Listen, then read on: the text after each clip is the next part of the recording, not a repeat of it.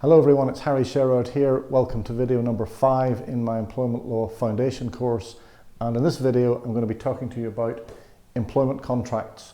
Now, you may immediately be thinking that sounds a bit dry, and you wouldn't be wrong on that. So let's do it a bit differently, and let's use a case study to illustrate a couple of points about employment contracts.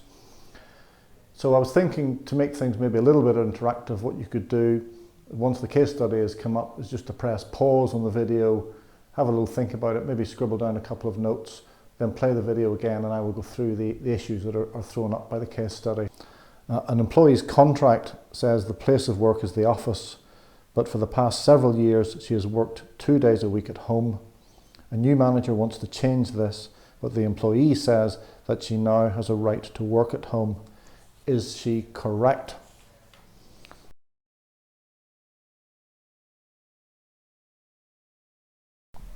Now this, of course, is in normal times, not in the coronavirus epidemic.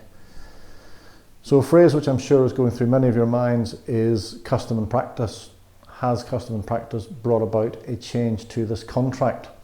Well, custom and practice can fill a void, as it were. If there's no contractual terms and the employer and employee behave in a certain way over a sustained period of time, then yes, custom and practice can create a contractual term. But, and it's a little bit of a technical point, custom and practice cannot override the written terms of a contract. And it's not just an employment contract, but contracts generally. So the manager is actually correct in saying that I am entitled to go back to the original terms of the contract of employment, and the custom of you working 2 days a week at home has not produced a variation of contract. A couple of other points arising out of that. First of all, the employee, of course, has to be treated reasonably in that situation. If the manager was too abrupt and too unsympathetic about how he went about reverting back to working 5 days a week in the office, then could that be constructive dismissal?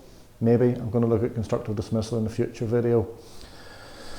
The other point that you might be thinking is that the employee could then go through a more formal process of actually applying for flexible working. So again, I'll do another future video on flexible working.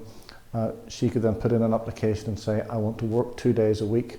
The employer at home, the employer would have to think about that, but wouldn't be bound, wouldn't be absolutely required. It is only a request to work flexibly, not a requirement for the employer to agree to it.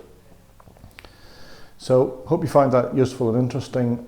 Lots more topics to discuss, and I look forward to seeing you next time.